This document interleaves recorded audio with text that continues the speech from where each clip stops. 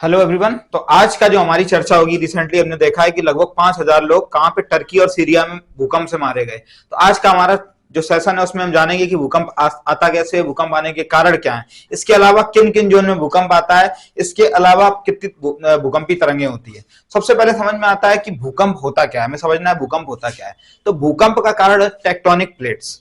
Tectonic plate ठीक उसी तरीके से काम करते हैं जिस तरीके से आप नदी के ऊपर नाव तैरती है। नदी में अंदर क्या, नीचे क्या होता है, पानी होता है नदी में, और उसके ऊपर जिस तरीके से नाव तैरती है तो नाव आपस में टकराती हैं। क्या करती हैं? टकराती हैं। ये है पूरी धरती। धरती का सबसे आंतरिक भाग जिसे हम बोलते हैं कोर। कोर पूरी तरीका से तरली अवस्था में, तरल का मतलब होता है लिक्विड फॉर्म में। किस फॉर्म में है? लिक्विड फॉर्म में। अब जब ये लिक्विड फॉर्म में है तो यहां पे क्या भरा हुआ है? मैग्मा। मैग्मा जब बाहर आ जाता है तो उसे बोलते हैं लावा। ये इतना ज्यादा गर्म है कि ये लिक्विड फॉर्म में है, यहां पे कुछ भी नहीं है। क्वेश्चन पूछा जाता है कि इसमें किस तत्व की मात्रा ज्यादा पाई जाती है, तो Ni और Fe। Ni और Fe मतलब निकेल और फेरस, यानी कि निकेल और लोहा इस कोर में ज्यादा पाया जाता है। कोर के ऊपर होता है मेंटल। मेंटल वास्तव में क्या होता है? मेंटल अर्ध तरल है। अर्ध तरल का मतलब हाफ लिक्विड, सेमी लिक्विड बोलते हैं इसको। आधा ये लिक्विड है और आधा क्या है? आधा चट्टान है। चट्टान का मतलब होता है कि रॉक, जिसपे हम लोग खड़े हो सकते हैं। हम लोग धरती पे रहते हैं तो इसका रीजन क्या है कि हम लोग रॉक पे, चट्टान पे खड़े हैं। अगर चट्टान पे नहीं खड़े होते तो जमीन में घुस जाते। जबकि जो आउटर प्लैनेट्स हैं, आउटर प्लैनेट्स 4 हैं। कौन कौन से हैं? बृहस्पति, शनि, अरुण, वरुण। इन चार में क्या है? सब प्लाज्मिक स्टेट में, इसीलिए जब भी आप वहां पे खड़े होंगे तो अंदर घुस जाएंगे और आपकी मृत्यु हो जाएगी, क्योंकि इनमें ज्यादा गर्म है। इसके अलावा कुछ गर्म है, कुछ बहुत ज्यादा ठंडे हैं। कोर, कोर तो मेंटल किसमें? अर्ध तरल अवस्था में। मेंटल क्या है? अर्ध तरल। अर्ध तरल अवस्था में जिस तरीके से गोंता, गोंता कैसा होता है? अर्ध तरल होता है, एकदम मिट्टी निकल के आता है, बिल्कुल बुरा सा। ठीक है, कुछ आदमी भी गोंता टाइप होते हैं, समझे?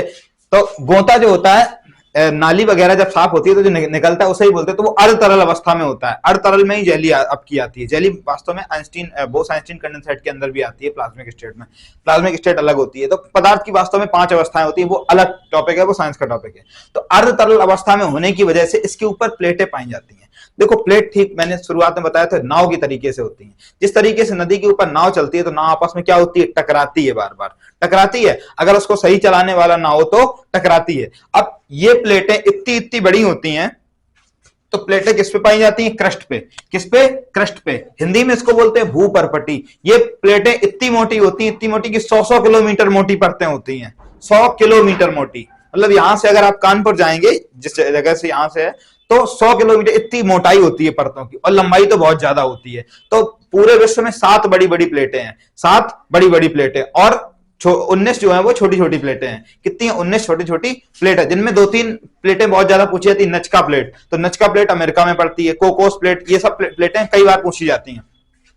अर्ध तरल अवस्था में होने की वजह से इनके ऊपर प्लेटें तैर रही हैं। अब जब प्लेटें तैरेंगी तो एक ये प्लेट है, एक ये प्लेट है, तो कहीं ना कहीं ये आपस में पास आती टकराएंगी, टकराती हैं। तो जब ये प्लेटें आपस में टकराती हैं, ध्यान से देखना, कॉपी देना, एक ध्यान से देखना, ये क्या है?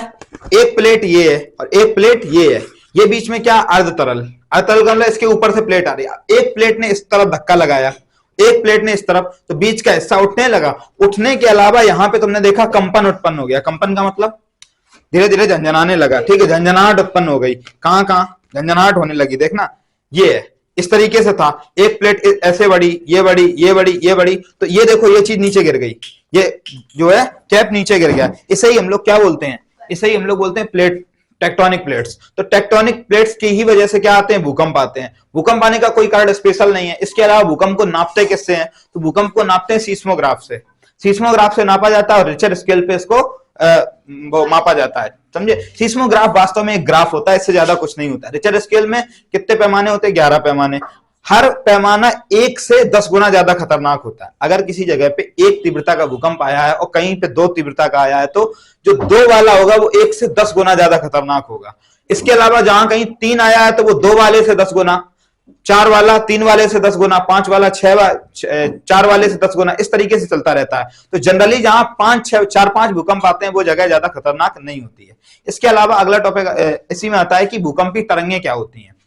देखो ध्यान से, एक ये प्लेट है, एक ये प्लेट है, धीरे धीरे धीरे आपस में मिलेंगी, तो यहाँ पे क्या हो, एनर्जी इकट्ठी हो जाती है, अंदर एनर्जी इकट्ठी हो जाती है। तो जब ये एनर्जी इकट्ठी हो जाती है तो एनर्जी अचानक निकलने लगती है। अचानक निकलने की वजह से कुछ किरणें निकलती है जिन्हें बोलते हैं कॉस्मिक रेज। क्या निकलती है? Cosmic rays. कॉस्मिक रेज विद्युत चुम्बकीय तरंगें होती हैं। क्या होती हैं? विद्युत चुम्बकीय तरंगें। विद्युत चुम्बकीय का मतलब होता है कि इलेक्ट्रोमैग्नेटिक, यानी कि ये मैग्नेटिक फील्ड में जब ये रखी जाती हैं तो ये टेढ़ी मेढ़ी घूम जाती है, सीधी नहीं निकल पाती, इसीलिए इनको बोलते हैं इलेक्ट्रोमैग्नेटिक वेव। तो क्वेश्चन पूछा जाता है कि भूकंप आने के दौरान कौन सी तरंगें बाहर निकलती हैं, तो ये कौन सी होती है? विद्युत चुम्बकीय तरंगें या कॉस्मिक रेज। क्या बोलते हैं इनको? कॉस्मिक रेज भी बोलते हैं। इसके अलावा भूकंपीय तरंगें तीन तरीके की होती हैं। तरंगों का मतलब धीरे धीरे इनकी चाल, तीन तरंगों की इसमें चाल होती है। पहला, प्राइमरी तरंगें। प्राइमरी तरंगें इतनी तेजी से आती हैं, इतनी तेजी से निकल जाती, समझ में ही नहीं आता। जिस तरीके से आपके बगल में एक ऑडी खड़ी हो, ठीक, एक हो आपकी मारुति सुजुकी और एक हो ट्रक, तो कौन तेज चलेगा? ऑडी। ऑडी आएगी, सूं करके निकल जाएगी। तो ये तरंगे जो प्राइमरी हैं, इनकी स्पीड कितनी होती है? इनकी स्पीड 5 से 8 किलोमीटर पर सेकेंड होती है। कितनी होती है? 5 से 8 किलोमीटर पर सेकेंड। इसके अलावा सेकेंडरी वेव्स होती हैं। सेकेंडरी वेव्स कौन? मारुति सुजुकी। इनकी स्पीड थोड़ी सी कम होती है। इनकी स्पीड क्या होती है? थोड़ी सी कम। थोड़ी सी कम का मतलब इनकी स्पीड जो होती है 3 से 5 किलोमीटर तक होती है। 3 से 5 किलोमीटर पर सेकेंड। कितनी होती है? 3 से 5 किलोमीटर पर सेकेंड। इसके अलावा तीसरी तरंगें, और ये सबसे ज्यादा खतरनाक होती हैं, इनको एल तरंगें या लव तरंगें भी कहते हैं। कहा जाता है कि प्रेम में पड़ा हुआ इंसान बर्बाद हो जाता है, तो ये सबसे ज्यादा बर्बाद करती हैं। कौन? लव तरंगें। लव तरंगों की खोज एचडी लव नाम के एक साइंटिस्ट ने की थी, इसीलिए इनको लव तरंगें बोलते हैं। इनकी स्पीड बहुत धीरे धीरे। ट्रक की स्पीड क्या होती है? बहुत धीरे धीरे, एकदम ऐसा मरा मरा चलता है, धीरे धीरे धीरे धीरे धीरे धीरे एकदम है, खटर खटर खटर खटर इस तरीके से चलता है। तो ट्रक की इनकी स्पीड कितनी होती है? 1.5 किलोमीटर पर सेकेंड। अब ध्यान से देखो, कोई ऑडी के नीचे आएगा? साधारण तो आएगा ही नहीं, क्योंकि ऑडी कम होती है। ऑडी कम होती है तो ऑडी के नीचे कोई आएगा नहीं। आ भी जाएगा तो शायद बच जाए, क्योंकि वो इतनी तेजी से निकल जाती है, हाथ पैर के ऊपर चढ़ के निकल जाएगी। इसके बाद मारुति सुजुकी, धीरे धीरे धीरे धीरे। तो सबसे ज्यादा खतरनाक कौन होती हैं? लव तरंगे, क्योंकि जब भी आप ट्रक के नीचे आएंगे तो काम खत्म, काम खत्म। लेकिन जब भी आप इसके ऑडी के नीचे आएंगे तो हो सकता है ऑडी के नीचे आएंगे तो हो सकता है आप बच जाएं। इसके अलावा एस जो है सेकेंडरी, देखो इसको इस तरीके से याद रखो। पी मतलब पॉर्च, गाड़ी आती है पॉर्च। पॉर्च बहुत सुपर कार है, बहुत तेज चलती है, 5 करोड़ के करीब की आती है। इसके अलावा एस मतलब सुजुकी। एस मतलब सुजुकी, यानी कि मारुति सुजुकी। मारुति सुजुकी क्या है? थोड़ी धीमे चलती है। इसके अलावा एल, एल अशोक लेलैंड नाम का एक ट्रक आता है एल फॉर अशोक लेलैंड। तो अशोक लेलैंड धीमे धीमे धीमे धीमे। तो कौन ज्यादा खतरनाक होता है? ट्रक। कौन खतरनाक होता है? ट्रक। इनकी स्पीड कितनी होती है? 1.5 किलोमीटर पर सेकेंड। सबसे ज्यादा तबाही यही मचाती है। ये जब भी आती है तो भूकंप की तीव्रता लगभग 7 से 8 के करीब पहुंच जाती है। और इस बार जो सीरिया में भूकंप आया है, टर्की और सीरिया में, ये 7.8 का है। इसके अलावा 1992 में भी यहाँ पे एक भूकंप आया था जो 7.6 का था, और उस टाइम 1993 में लगभग 30,000 लोग सीरिया में मारे गए थे, टर्की और सीरिया में। अब भूकंप आने का कारण क्या होता है? देखो, भूकंप आने का कारण कुछ स्पेशल नहीं है भाई। कारण क्या है कि जब प्लेटें आपस में टकराएंगी तो भूकंप आएगा, सीधी सी बात है। जहां पे ये टर्की पड़ता है, टर्की वास्तव में कौन सी प्लेट में पड़ता है? तो इसकी प्लेट का नाम है अनातोलिया प्लेट। कौन सी प्लेट है? Anatolia plate. कहां पे? टर्की जिस प्लेट में पड़ता है भाई, जैसे भारत है, भारत किसमें पड़ता है? इंडो ऑस्ट्रेलियन प्लेट में। किसमें आता है? इंडिया, इंडो ऑस्ट्रेलियन प्लेट में। 7 बड़ी बड़ी प्लेटें हैं, इसी ऐसे ये प्लेट है अनातोलिया प्लेट, ये छोटी प्लेट है। तो अनातोलिया प्लेट में क्या पड़ता है? टर्की। अभी अनातोलिया प्लेट 3 अलग अलग प्लेटों से मिलती है। पहली प्लेट आपकी क्या है? पहली प्लेट है अफ्रीका, दूसरी है यूरेशिया, तीसरी है अरबियन प्लेट। तो ऊपर की तरफ जो है, ऊपर की तरफ क्या है? यूरेशिया। इसके ऊपर क्या पड़ता है? यूरोप। यूरोप और एशिया। तो यूरोप और एशिया से कौन सी मिलती है? Anatolia plate. अनातोलिया प्लेट में क्या पड़ता है? टर्की। टर्की और सीरिया। कौन सी प्लेट? अनातोलिया। अनातोलिया का पठार भी है एक, ठीक है, अनातोलिया का पठार। इसके अलावा टर्की के जस्ट इस तरफ नीचे क्या है? अफ्रीका। इस तरफ नीचे क्या है? अफ्रीका। तो अफ्रीकन प्लेट। कौन सी प्लेट है? African plate. और सीधे हाथ की तरफ क्या है? अरब, तो अरबियन प्लेट। अब जब 3 प्लेटें आपस में टकराएंगी तो क्या होगा? क्या होगा? भूकंप आएगा, सीधी सी बात है। ध्यान से देखो, कॉपी देना, ध्यान से देखो। ये है, एक प्लेट ये हो गई, एक प्लेट ये हो गई, और एक प्लेट मुंह हो गया, ठीक है। ध्यान से देखना, इस तरीके से चारों तरफ से लगा, ठीक है, चारों तरफ से लगा। तो जो बीच का एरिया क्या है? टर्की। बीच का एरिया क्या है? टर्की। तो ध्यान से देखो, चारों तरफ से लगा तो ये पूरा हिल गया, यहीं टर्की यहीं पे बढ़ता है, इसी वजह से टर्की में भूकंप ज्यादा आते हैं। और टर्की के अलावा भी दुनिया में कई जगह, जैसे आपका है नेपाल, नेपाल में भी भूकंप ज्यादा आते हैं क्योंकि हिमालय का फॉर्मेशन। देखो हिमालय क्या, दुनिया का सबसे नया माउंटेन है। नया का मतलब इसकी उम्र केवल 11 करोड़ साल है, बस, इससे ज्यादा ये पुराना नहीं है।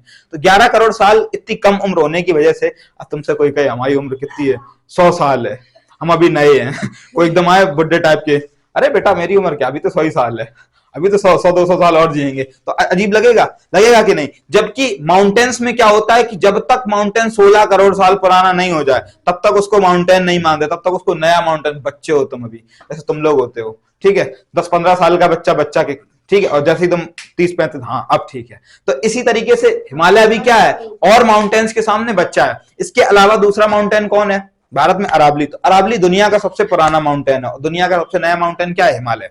हिमालय में जो, अब देखो हिमालय कहां पड़ता है, इंडिया के ऊपरी हिस्से में, उत्तराखंड वगैरह के हिस्से में पड़ता है। यहाँ पे क्या, माउंट एवरेस्ट। तो यहाँ भी एक प्लेट किसको, यूरेशियन प्लेट को इंडियन प्लेट क्या कर रही है, इस तरीके से मार रही है, इस तरीके से मार रही है। तो बीच में जो जगह उठ गई, उसी जगह पे कौन बन गया, हिमालय।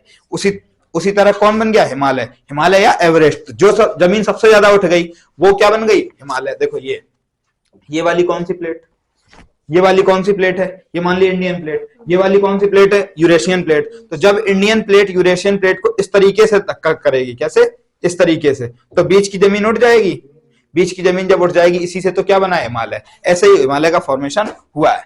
इसके अलावा बात आती है कि तुर्की में हम लोग किस तरीके से, क्या भूकंप को हम लोग पहले से प्रेडिक्ट कर सकते हैं। तो इसका सिंपल सा आंसर है नहीं, हम लोग भूकंप को पहले से प्रेडिक्ट नहीं कर सकते। हाँ, भूकंप को भूकंप रोकने के लिए हम लोग भूकंप रोधी घरों का यूज कर सकते हैं। भूकंप रोधी घर कुछ स्पेशल नहीं होते हैं, बस इनकी जो न्यू होती है, न्यू मतलब बेसमेंट थोड़ा ज्यादा गहरा कर दिया जाता है, इससे ज्यादा कुछ नहीं कर सकते।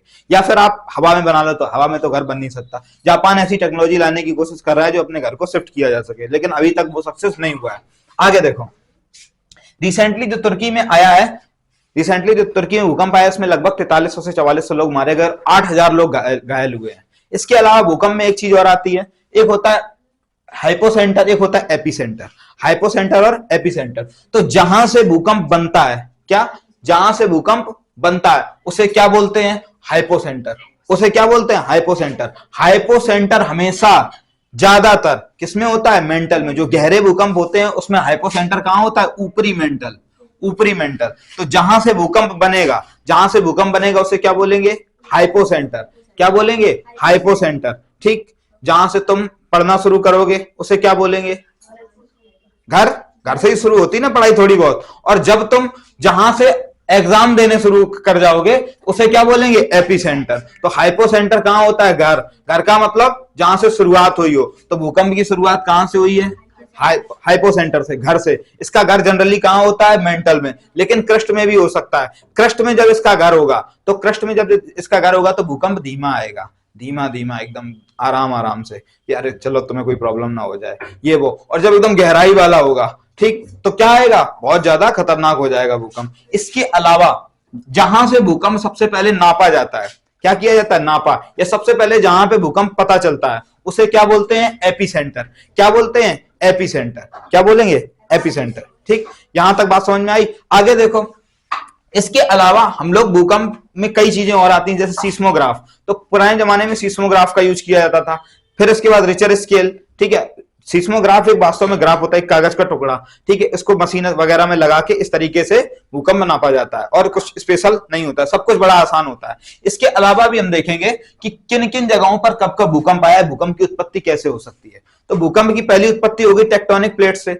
हर बार उत्पत्ति कहीं ना कहीं टेक्टोनिक से ही होगी, लेकिन इसके कई कारण और भी हो सकते हैं, जैसे मानव जनित कारण। कहीं पे अचानक से बम फूट जाए, कहीं पे अचानक से कोई बड़ा सा बम फूट जाए तो पूरी धरती हिल जाती है, तो ये भी एक क्या है, भूकंप है। इसके अलावा कहीं एस्टेरॉइड बड़ा सा गिर जाए तो भूकंप आ सकता है। जिस तरीके से आज के लगभग 6.5 करोड़ साल पहले एक इजिप्टा नाम का एस्टेरॉइड धरती पे गिर गया था, जिसने डायनासोर को खत्म कर दिया था। तो उससे भी 11 पॉइंट की तीव्रता का भूकंप आया था, जो सबसे ज्यादा खतरनाक भूकंप अभी तक माना जाता है। इसके अलावा भूकंप क्या है, जब कभी तो आपने देखा होगा ट्रक का टायर फट जाता है, अब आसपास खड़े तो हिल जाते हैं पूरे, ये भी एक तरीके का भूकंप है। तो भूकंप माइनर और मेजर दोनों हो सकता है। इसकी कोई हमें ज्यादा वो नहीं, बस इससे सुरक्षा किस तरीके से कर सकते हैं। जब भी भूकंप आए तो हमें क्या करना चाहिए, किसी भी सुरक्षित जगह पे छुप जाना चाहिए, हो सके तो मैदान पे निकल जाना चाहिए, मैदान नहीं है तो घर में किसी टेबल के नीचे या किसी कोने में खड़े हो जाना चाहिए। भूकंप का सबसे अच्छा तरीका है कोने में खड़ा होना, सबसे अच्छा तरीका है।